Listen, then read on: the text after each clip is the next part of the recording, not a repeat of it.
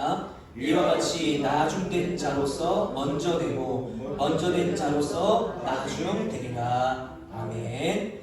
네, 할렐루야. 네, 오늘도 이 예배에 참여하신 우리 귀한 모든 성도님들에게 하나님의 놀라운 은혜가 넘치기를 간절히 축복합니다.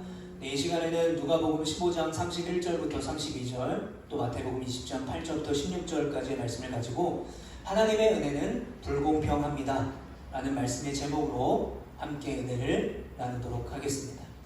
1994년에 미국의 아카데미상, 영화상이죠. 이 아카데미상을 7개 부문을 휩쓴 영화가 있습니다. 우리가 잘 알고 있는 E.T.를 감독한 스티븐 스필버그 감독이 만든 영화 쉰들러 리스트라는 영화입니다. 여기서 주인공이 오스카 쉰들러라는 사람인데요. 이 사람은 사업가입니다. 그런데 이 오스카 쉰들러라는 독일 사업가가 죽을 운명에 처한 유태인들을 구하는 내용을 담은 영화예요.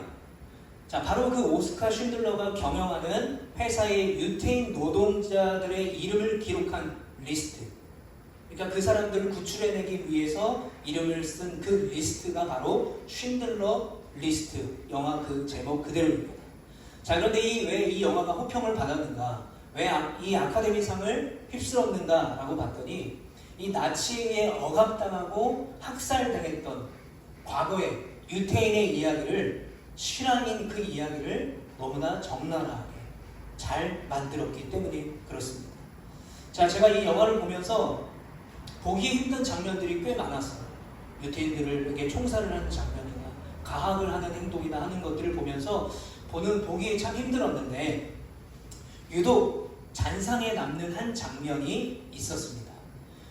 이제 나치의 군인들이 유태인의 마을을 갑자기 습격을 했습니다. 갑자기 습격을 받으니까 마을 사람들이 겁에 질려서 다 도망가고 막 숨었어요. 그런데 거기에는 어린아이들이 있었습니다. 이 어린아이들이 옷장에 숨고 침대 바닥에 숨고 마룻바닥 안까지 숨을 수 있는 곳은, 몸을 숨길 수 있는 곳이라면 다 숨었습니다. 그런데 한 아이가 더 이상 숨을 곳이 없어서 당황한 거예요. 여기저기 찾는데 숨을 곳이 없습니다. 그러다가 발견한 곳이 어디예요? 화장실이었어요. 지금처럼 저렇게 깨끗한 화장실이 아니라 옛날 저희가 쓰던 화장실, 변을 보면 배설물이 그대로 밑에 보이는 그 화장실에 숨게 되는데, 화장실의 문을 잠고 안에 숨는 게 아니라 그 배설물이 쌓여있는 그 밑에 몸을 숨기고 목만 내놓아서 숨었어요. 그런데 놀라운 장면이 나옵니다. 이 아이가 거기에 숨었는데 이미 그 배설물 안에는 몇 명의 아이들이 자기의 목숨을 구하고자 숨어 있었던 거예요. 그런데 그때 이미 미리 와서 거기에 배설물 안에 숨어 있었던 이 어린 아이들이 지금 막 뛰어와서 숨었던 이 아이에게 한 말이 너무 충격적이었어요. 어떤 말이었냐면 이런 말이었어요. 여기 내 자리야. 가까이 오지 말고 저리 가. 너 때문에 우리까지 들킬 거야. 라고 쫓아내려고 하는 거예요. 제가 그 영화의 장면을 구하지는 못했는데 이 영화가 계속해서 흑백이거든요. 흑백으로 배설물 안에 이 한 3-4명의 아이와 또 한 명의 아이가 대치하고 있는 그 장면, 그리고 그들의 사이의 거리, 거기서도 살고자 한 아이를 쫓아내야만 하는, 내 자리를 지켜야만 하는 그 서글픈 현실이 너무나 인상적이었어요. 여러분, 우리는 2주에 걸쳐서 이 탕자의 이야기, 잃어버린 2 아들의 이야기를 나눴습니다. 첫 번째는 집 나간 둘째 아들, 두 번째는요, 집 안에 있었지만 잃어버린 첫째 아들의 이야기를 나눴어요. 2주 동안 이 말씀을 나누고 제가 묵상을 하다 보니까 어떤 분들은 이 말씀이 이미 다 알고 있는 말씀인데 식상하다, 재미가 없다라고 말하는 분들도 계시겠지만, 제가 이 말씀을 2주 동안 묵상하며 이번 주 말씀도 제가 준비를 하면서 이런 의문이 들었어요. 그리고 이렇게 상상을 해봤습니다. 제가 상상력이 되게 풍부한 사람인데, 둘째 아들이 돌아왔잖아요. 탕자가 집에 돌아왔는데 형이 집에 들어갔는지 안 들어갔는지 나오지가 않죠. 그 뒤에는 열린 결말이잖아요. 그런데 제가 그 이후로 더 상상을 해봤어요. 탕자가 돌아온 다음 날의 풍경은 어땠을까? 자, 둘째 아들이 집에 돌아오고 하룻밤이 지났습니다. 어젯밤 늦게까지 뭐 했어요? 아버지가 베풀어 놓은 잔치에 마을 사람들과 맛있는 음식을 먹고 마시고 잔치를 막 벌였어요. 아마 밤늦게까지 잔치를 했을 것입니다. 그래서 이 둘째 아들은 오랜만에 충분히 먹고 따뜻한 내 집 편안한 곳에서 늦게나마 잠을 청했을 거예요. 자, 그 다음날이 돼서 벌떡 일어났습니다. 출근해야 되는데 어디 가야 돼요? 돼지 치러 가야 되잖아요. 원래 돼지 치던 사람이잖아요. 돼지 치러 가야 되는데 주인이 오기 전에 내가 먼저 가야 되는데 라고 하는 순간 어떤 생각이 들었을까요? 여기 우리 집이지. 여기 우리 아버지 집이지. 라고 하면서 얼마나 마음이 평안했을까요? 그리고 얼마나 이 둘째 아들이 오랜만에 편안하게 푹 잠을 잘 수 있었을 거예요. 자, 이제 기지개를 한번 푹 피고 이제 밖으로 나갔습니다. 밝은 햇살이 막 비춰오는 거예요. 그 순간에 종들이 다가와서 이렇게 말하는 겁니다. 도련님, 잘 주무셨습니까? 그제서야 현실이 느껴지는 거야. 내가 아빠 집에 아버지 집에 들어온 것이 꿈이 아니었구나. 진짜 내가 아버지의 아들이 되었구나. 내가 이제 아버지 집에 돌아갔구나. 기쁘고 행복하다. 역시 집이 최고다. 여러분, 그런데 그런 기쁨을 누리는 순간도 잠시 불청객이 찾아오는 거예요. 그날도 아침에 일찍 일어나서 밭에 나가서 일을 하고 돌아온 형을 갑자기 마주치게 된 겁니다. 형이 째려보기 시작해요. 아니, 그렇게 아버지 재산을 다 탕진하고 오더니만 해가 중천인데 이제 일어나 라는 눈빛으로 동생을 째려봅니다. 형의 눈에는 살기까지 느껴져요. 둘째 아들이 형의 눈을 피하면서 이렇게 막 인사합니다. 중얼거리듯이. 형님, 안녕하세요. 일찍 일어나셨네요. 여기까지는 저의 상상이에요. 여러분들에게도 이 상상의 기회를 여러분들에게 맡기고 싶어요. 여러분, 그러나 분명한 것은 뭐냐면 형의 분노는 인간적인 감정이라고 한다면 왠지 이해할 수 있을 것 같아요. 그리고 그 당시 비유를 듣던 사람들도 아마도 첫째 아들의 마음을 어느 정도 이해할 수 있었을 거예요. 그런데 특히 그 중에 유대인들과 바리새인들은요, 이렇게 생각했을 거예요. 큰아들이 맞지. 왜 둘째 아들을 받아줘? 큰아들이 맞지. 큰아들이 재산 다 받아야지. 라고 생각했을 거예요. 그런데 여러분, 우리가 지난주와 지지난주에 나누지 못한 이 큰아들의 문제점 몇 가지를 짚고 넘어갈 것이 있습니다. 먼저 30절에 보면 이렇게 말해요. 아버지의 살림을 창녀들과 함께 삼켜버린 이 아들이 돌아오네 라고 말하면서 돌아온 동생을 욕합니다. 그런데 이상하죠? 뭐가 이상합니까? 형은 동생이 살림을 저렇게 삼켜버렸다는 것을 어떻게 알 수 있느냐라는 거예요. 어떻게 아냐라는 거예요. 여러분, 요즘 같았으면 이 둘째 아들이 아버지의 재산을 다 가져가서 외국에서 막 돈 자랑하면서 유튜브나 쇼츠 같은데 자기 SNS에 올렸으면 형이 팔로우 했다면 볼 수 있었을 거예요. 야, 얘 여기서 돈 자랑하네. 아버지 재산 가져가서 저기서 저렇게 돈을 쓰네. 근데 여러분, 그 당시에는요, 그런 게 없잖아요. 동생이 나가서 아버지 재산을 어떻게 쓰는지, 부동산에 투자하는지, 아니면 향락에 쓰는지 알 수 있는 방법이 없습니다. 그러면 어떻게 이 형은 저렇게 장담할 수 있을까요? 저는 두 가지 이유가 있다고 생각해요. 첫 번째는요, 형이 사람을 시켜서 뒤를 캘 수도 있었을 것 같다 라는 생각을 해봤어요. 물론 이거는 가능성은 적어요. 그리고 더 큰 가능성이 있는 것은 그냥 동생의 평상시의 행동을 보고 단정 지은 거예요. 넌 그랬을 거야. 넌 아버지의 재산을 갖고 아마 그렇게 썼을 거야. 증거도 없는데 형은 아버지의 살림을 삼켜버렸다고 동생을 욕하고 있는 것이죠. 이게 첫 번째 문제입니다. 자, 두 번째 문제도 여기에 있어요. 자, 아버지가 어떻게 했습니까? 짐을 나간 둘째 아들을 매일 동네 어귀에 가서 애타게 기다리고 있었습니다. 그 둘째 아들이 돌아오기를 애타는 마음으로 간절히 기다리고 있었어요. 그런데 큰아들이 뭐라고 말해요? 내가 아버지의 명을 한 번도 어긴 적이 없다. 난 아버지께 여태까지 순정하며 살았다 라고 했어요. 자기 입으로. 그러면 아버지에게 그렇게 순종하는 큰아들이었다면 아버지가 그렇게 애타고 간절한데 어떻게 해야 돼요? 동생을 찾아 나서야 되죠. 예를 들어 정말 뒤를 캤다면 아버지에게 지금 현재 동생이 어디 있는지를 알려주고 같이 찾으러 나가야 하는 것이 맞는 거예요. 그런데 큰아들은 그렇게 하지 않았죠. 아버지 집은 내 거야. 아버지 집은 내 자리야. 마치 쉰들러 리스트 그 영화의 아이들, 변소 안에 있었던 그 아이들의 말처럼 아버지 재산은 내 거야. 네가 가져갈 수 없어. 라고 하면서 큰아들은 자기 기득권만 주장했던 거죠. 자신의 기득권을 잃고 싶지 않았고 더 가지고 싶었던 것입니다. 자, 그런데 이런 큰아들과 같은 이야기, 비슷한 맥락의 이야기가 우리가 아까 읽었던 마태복음 20장에 나오게 돼요. 마태복음 20장 1절에 보면 천국은 마치 품꾼을 얻어 포도원에 들여보내려고 이른 아침에 집 나간 주인과 같으니 라고 말하고 있습니다. 자, 포도원 주인이요, 그 당시에 한 데나리온의 일당을 주기로 약속하고 아침 일찍 일꾼을 데려와서 일을 시켰어요. 그리고 오전 9시에 나가서 또 일꾼을 데려와서 일을 시켰고요. 마지막에는 오후 5시에 나가서 일꾼을 데려와서 일을 시켰습니다. 그런데 문제는 뭐냐면 오후 5시에 온 일꾼은 6시가 퇴근 시간이기 때문에 1시간밖에 일할 수가 없어요. 자, 그래서 이제 6시가 다 돼서 일당을 줘야 됩니다. 자, 그 당시에 한 데나리온이 한 사람이 일한 일당이라고 친다면 뭐 지금으로 따지면 한 10만 원 정도 된다고 보면요.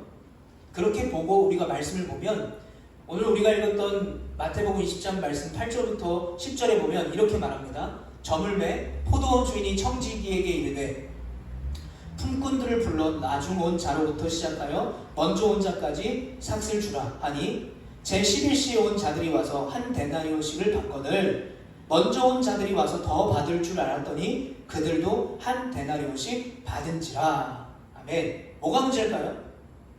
주인이 모두에게 똑같이 1데나리온, 똑같이 10만 원을 주었던 거예요. 일당으로. 그래서 아침 7시에, 예를 들어 아침 7시에 와서 6시까지 일한 사람, 오전 9시에 와서 저녁 6시까지 일한 사람들이 주인에게 가서 따지는 거예요. 원망하는 거예요. 왜? 저 사람은 1시간밖에 일하지 않았는데 왜 우리에게 일당을 더 주지 않느냐? 그때 주인이 뭐라고 말합니까? 13절과 14절에 주인이 그 중에 한 사람에게 대답하여 이르되 친구여, 내게 잘못한 것이 없노라. 내가 나와 한 데나리온의 약속을 하지 아니하였느냐? 내 것이나 가지고 가라. 나중 온 이 사람에게 너와 같이 주는 것이 내 뜻이니라. 아멘. 뭐라고 말하는 거예요, 주인이?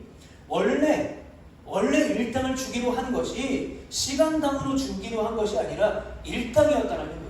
1데나리온으로 합의를 봤다라는 것이죠. 그게 바로 이 포도원 주인의 뜻이었습니다. 그러니까 일하는 사람들은 뭐예요? 그냥 정해진 대로 받기만 하면 되는 것입니다. 바로 이 포도원 품꾼의 비유, 이 비유에 나오는 아침 일찍 와서 더위를 견디면서 더 오랜 시간 일을 했기 때문에 내가 더 많이 돈을 받아야 된다고 말하는 그 사람들과 누가복음 15장에 나오는 큰아들과 굉장히 비슷한 모습을 가지고 있다는 거예요. 반대로 퇴근 시간이 다 됐는데 오후 5시에 일꾼으로 불러주고 하루 일당 1데나리온을 다 받은 사람들에게는 그 일이 뭐예요? 은혜라는 거예요. 은혜. 여러분, 성경에서는 그것을 은혜라고 말해요. 우리는 그게 특혜라고 여겨져요. 그러나 성경에서는요, 하나님은요 그것을 특혜라고 하지 않고 은혜라고 말해요. 앞글자만 다른데 특혜와 은혜는 상당히 어감이 다르죠. 은혜. 그래서 주인이 이렇게 말합니다.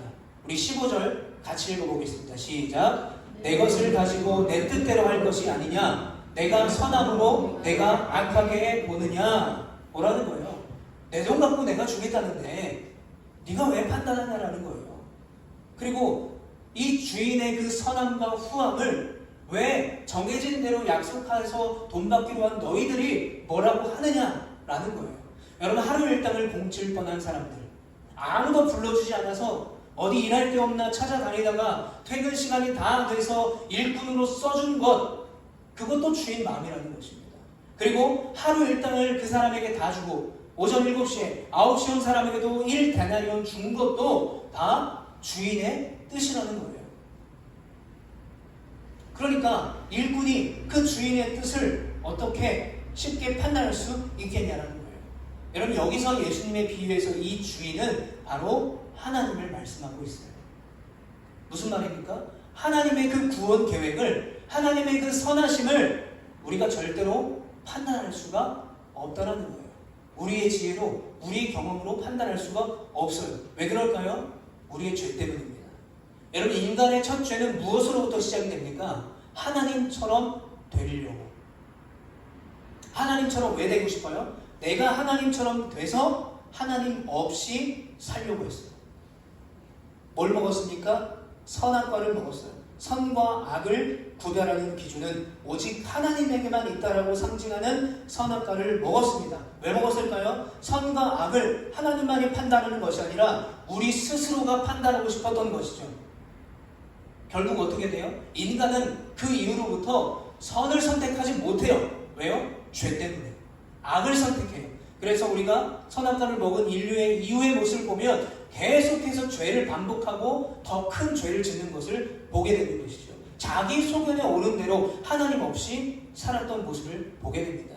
그런 인간이 죄 때문에 하나님의 선하심을 어떻게 판단할 수 있겠냐는 거예요.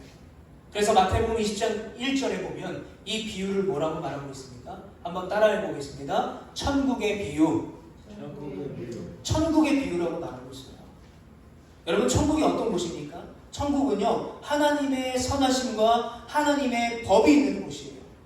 우리의 기준과 우리의 경험과 우리의 지식으로 판단하는 곳이 아니라 천국은 하나님의 선하심과 하나님의 법이 있는 곳입니다. 그게 어디였어요? 에덴 동산이었어요.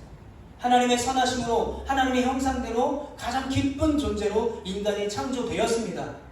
그런데 그 에덴 동산의 모든 것을 다 즐길 수 있었고 하나님과 교제할 수 있었던 인간들에게 유일한 법이 있었습니다. 하나님의 법 뭐냐? 선악과를 먹지 않는 거였어요. 그게 하나님의 유일한 법이었습니다. 그런데 인간은 그 법을 어기게 되면서 우리에게 원래 창조되면서 있었던 하나님의 선하심과 하나님의 그 법이 다 무너지게 되는 것이죠. 그러므로 이것을 봤을 때 천국은 또한 어떤 곳이냐? 하나님의 선하심으로 하나님의 방식으로 먼저 된 자가 나중되기도 하는 곳, 나중된 자가 먼저 되기도 하는 곳이 바로 천국이라는 거예요. 그래서 여러분, 오늘 이 두 가지 말씀, 누가복음 15장과 마태복음 20장의 말씀은 이 세대를 살아가고 있는 우리에게 많은 메시지와 많은 질문을 던져주고 있어요. 혹시나 이곳에 아직 믿음이 없거나 신앙이 없는 분들이 계시다면 그분들에게 이렇게 말씀하고 있는 것입니다. 너의 모습 그대로 나에게 죄를 맡기고 나를 믿기만 하면 아버지의 집에로 돌아올 수 있을 거야. 어서 돌아와 사랑하는 내 아들아 라고 말씀하고 계신 거예요. 마치 누가복음 15장의 큰아들과 같이 또 마태복음 20장에 먼저 일한 사람들처럼 내가 먼저 왔기 때문에 더 많은 돈을 받아야 되고 내가 큰아들이기 때문에 나는 아버지의 집에서 순종했기 때문에 더 많은 것을 누려야 된다고 말하는 사람들에게, 그런 사람들이 있다면 이렇게 질문하고 계신 거예요. 방황하던 사랑하는 너의 동생이 돌아왔다. 너는 그 동생을 어떻게 생각할 것이냐? 일찍부터 열심히 일한 수고를 내가 다 안다. 그러나 퇴근 시간이 돼서 일할 곳이 없어서 방황하다가 내가 데리고 와서 조금 일하고 하루 일당을 받아가는 그 은혜를 입은 그 사람을 어떻게 생각할 것이냐 라고 저에게, 우리들에게 질문하고 계신 거예요. 과연 여러분들이라면 이 주님의 질문 앞에 어떻게 대답하실 수 있겠습니까? 뭐 이렇게 대답하실 수 있을 것 같아요. 하나님, 근데요, 솔직히 아무리 생각해도 그건 아닌 것 같아요. 저한테 더 줘야 되죠. 제가 언제부터 열심히 이렇게 신앙생활을 했고 내가 얼마나 많이 희생했는데 부당하죠. 공평하지 않아요. 하나님, 저에게 더 주셔야죠 라고 생각할 수가 있어요. 혹은 뭐 어쩔 수 없죠. 뭐 그게 뭐 하나님께서 그렇게 하신다고 하면 그냥 뭐 하는 거죠. 근데 썩 기쁘지는 않네요. 우리가 이렇게 그 질문에 대답을 할 수가 있습니다. 그런데 여러분, 이 누가복음 15장을 보게 되면 이 잃어버린 두 아들의 비유가 있는 그 장면에 예수님께서는 두 가지 비유를 더 말씀하고 계세요. 그러니까 총 세 가지 비유를 누가복음 15장에서 말씀하고 있는데 이 세 가지의 비유에는 동일한 주제가 있습니다. 잃어버린 양을, 한 마리의 양을 찾은 것, 잃어버린 드라크마, 동전을 찾은 것, 잃어버린 아들을 찾은 것, 공통점이 뭡니까? 잃어버린 무언가를 찾은 거죠. 자, 우리가 그 말씀을, 그 기억을 가지고 사번역 성경을 가지고 이 세 가지, 세 비유의 말씀을 함께 나누도록 하겠습니다. 함께 읽어보겠습니다. 시작. 내가 너희에게 말한다. 이와 같이 하늘에서는 회개할 필요가 없는 의인 99보다 회개하는 죄인 한 사람을 두고 기뻐할 것이다. 내가 너희에게 말한다. 이와 같이 회개하는 죄인 한 사람을 두고 하나님의 천사들이 기뻐할 것이다. 너의 이 아우는 죽었다가 살아나고 내가 잃었다가 되찾았으니 즐거워하고 기뻐하는 것이 마땅하지 않겠느냐 하였다. 아멘. 여러분, 예수님의 이 세 비유에는요 공통점이 있어요. 반복되는 하나의 단어가 있습니다. 여러분들이 이 세 가지 말씀을 읽으면서 다 깨달으셨겠지만 바로 뭐예요? 기쁨이라는 단어입니다. 이런 것을 찾음에 대한 기쁨을 말하고 있습니다. 여기서 말하는 기쁨을 이 헬라어 원어로 보게 되면요 카라라는 단어를 쓰고 있어요. 카라. 여러분, 이 카라라는 기쁨이라는 단어는 단순한 어떤 기쁜 감정의 표현이 아니라 하나님과의 관계가 회복되었을 때 오는 내적인 깊은 즐거움을 뜻하는 거예요. 그러니까 예수님께서 이 세 가지 비유에서 공통적으로 말하고 싶은 것은 뭐였냐면 하나님의 마음을 기쁘시게 하는 일은 뭐예요? 결국 잃은 생명을, 잃은 영혼을 되찾는 것이라는 복음의 핵심을 담고 있는 거예요. 하나님의 기쁨이 뭐라고요? 잃어버린 영혼을 찾는 것, 잃어버린 양을 찾는 것, 잃어버린 드라크마를 찾는 것, 잃어버린 아들을 찾는 것이 하나님의 기쁨이라는 것입니다. 왜 그럴까요? 천국의 기쁨은요 내가 얻어내는 기쁨이 아니에요. 우리가 천국에서 누릴 수 있는 기쁨은 뭐냐면 하나님과 함께 기뻐하는, 하나님과 함께 동의하는, 하나님과 함께 누리는 기쁨이 바로 천국의 기쁨이라는 것입니다. 찬양에도 이런 찬양이 있지 않습니까? 하나님 기뻐 춤추시니 잃어버린 영혼 돌아오는데. 여러분, 그런데 큰아들은 어떻습니까? 아버지가 즐거운 잔치를 열었어요. 잃어버린 아들이 돌아왔어요. 그래서 마을 사람들과 함께 먹고 마시며 즐깁니다. 그런데 큰아들은 아버지의 집에 머물렀지만 진정한 기쁨을 찾지 못했어요. 마태복음 20장의 일꾼들도 마찬가지입니다. 아침 일찍 일어나 주인의 밭에서 일한 사람들도 원래 약속한 대로 1데나리온을 다 받았지만 행복하지가 않았어요. 그래서 예수님께서 이 잃어버린 두 아들의 마지막의 비유로 이렇게 질문을 던지고 계신 거예요. 그 당시 그 말씀을 듣고 있던 세리와 죄인들에게, 유대인과 바리새인들에게, 그리고 예수님의 제자들에게, 그리고 이 말씀을 듣고 있는 우리들에게 이렇게 질문하고 계십니다. 그렇다면 너희들은 이제 어떻게 할 거냐? 라는 거예요. 너희들이 이제 이 비유를 들었는데, 너희들이 이제 이 말씀을 들었는데 이제 너희들은 어떻게 살아갈 것이냐? 라고 묻고 있는 것입니다. 길을 잃어버린 양의 다리가 다 부러져서 찾아 돌아왔어요. 죽었던 둘째 아들이 모든 것을 다 잃고 돌아왔습니다. 그런데 너희들은 어떻게 할 것이냐? 라는 거예요. 심은 대로 거두는 것이 진리라고 믿으니까, 도망갔으니까 다리가 부러졌지 라고 생각하는 게 맞는 걸까요? 둘째 아들을 다시 쫓아내야 되는 것이 맞습니까? 오후 5시에 가족들을 먹여 살리기 위해서 일하러 나갔는데 일을 구하지 못해서 오후 5시까지 발만 동동 구르던 그 사람들이 가족들과 먹고 살 일당을 받을 수 있었던 그 은혜를 입은 일꾼들의 일당을 다시 뺏는 것이 여러분 맞는 일입니까? 여러분 어떻게 생각하십니까? 우리에게 질문하고 있는 주님께서 우리에게 이렇게 말씀하고 계시는 거예요. 아니다. 절대 아니다. 다리가 부러진 것이 도망가서가 아니다. 둘째 아들을 다시 쫓아내야 되는 것이 아니다. 오후 5시 와서 1시간이라고 1데나리온 받은 사람의 돈을 뺏는 것이 아니다. 잃은 것을 내가 찾았으니 나의 이 기쁨으로 우리가 함께 즐거워하자. 기뻐하는 것이 당연한 것 아니겠느냐. 우리가 함께 잃은 것을 찾은 기쁨을 함께 누리자라고 저와 여러분들에게, 그 말씀을 들었던 세리와 죄인들에게, 많은 바리새인들에게, 또 제자들에게 말씀하고 계신 것입니다.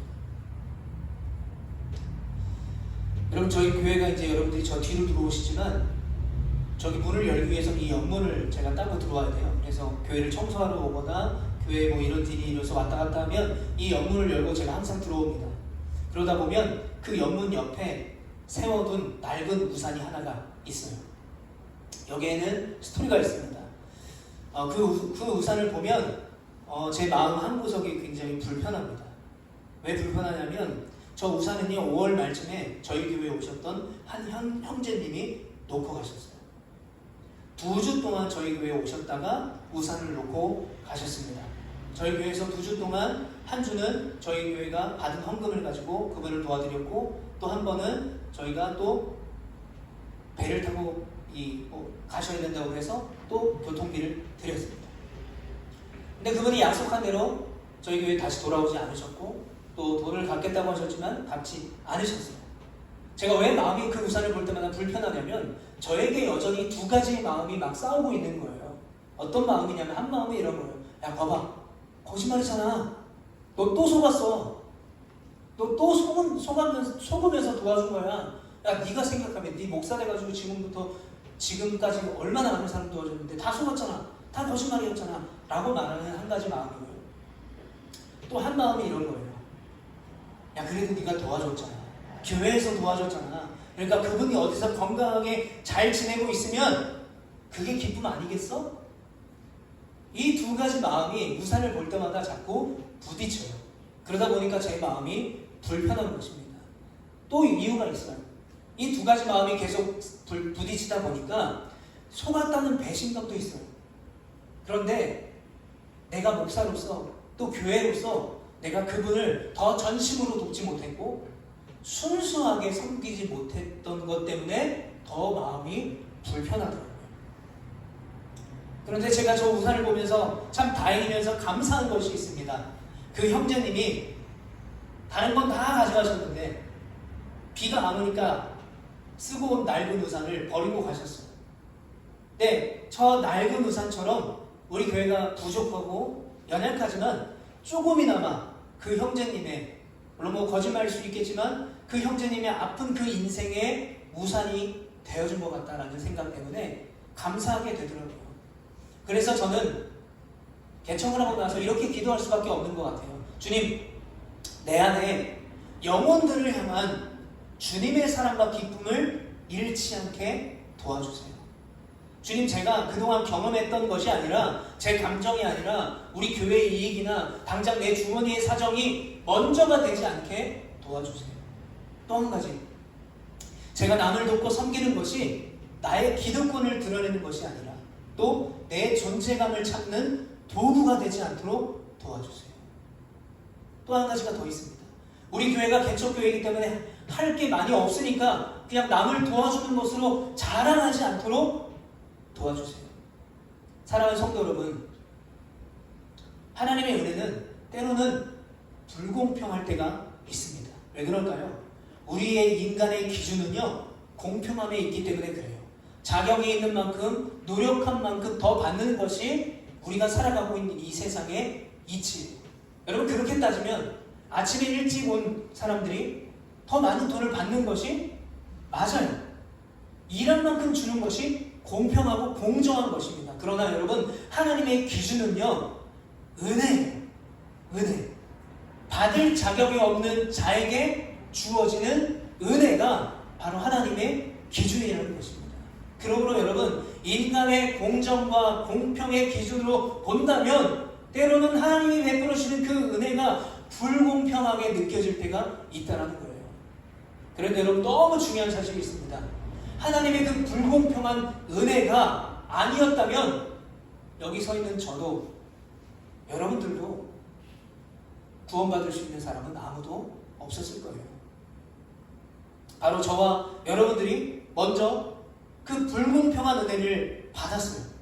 그런데 내가 받을 자격이 없었는데 그 공평한 은혜였다면 나는 절대 받을 수 없었는데, 하나님이 사랑으로 은혜로 나에게 구원을 베풀어 주셨는데 나는 받았는데 다른 사람은 안 된다? 저 사람은 저래서 안 되고 저 사람은 이래서 안 된다? 라고 판단할 수가 없는 것이죠. 왜요? 하나님은 우리의 자격을 묻지 않고요, 온전히 사랑으로 우리를 구원해 주셨음을 믿으시기를 바랍니다. 한번 따라해 보겠습니다. 구원은 자격이 아니라 하나님의 사랑입니다. 아멘. 그럼 이제 말씀을 정리하도록 하겠습니다.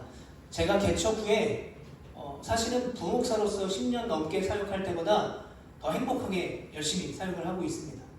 가끔 상처받을 때가 있는데요. 저도 한 번 상처받았던 그 기억이 아직도 남아있는데, 어떤 다른 교회, 좀 큰 교회입니다. 우리 교단의 큰 교회에 어떤 집사님이 오셨어요. 남자 집사님인데 이렇게 묻는 거예요. 처음 보자마자 개척하셨네요. 몇 명 모여요?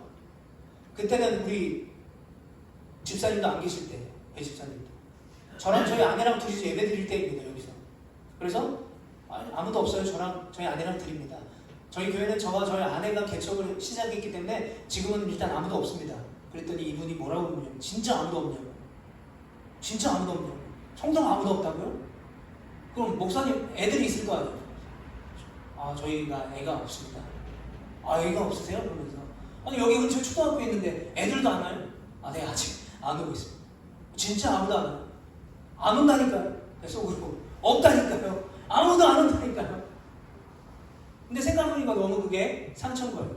여러분, 사람들이 교회를 판단하는 기준이 흔히 말해서 몇 명 모여요?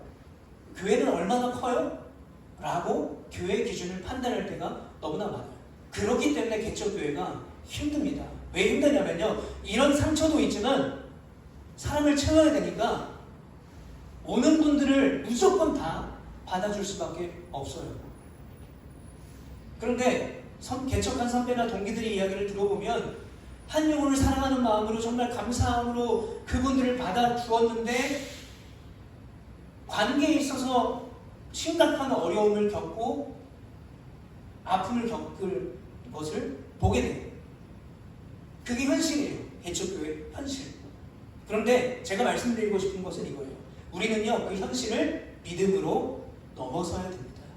현실이 그러니까 우리는 개척교회니까 여기 이 빈자리를 다 채워야 돼.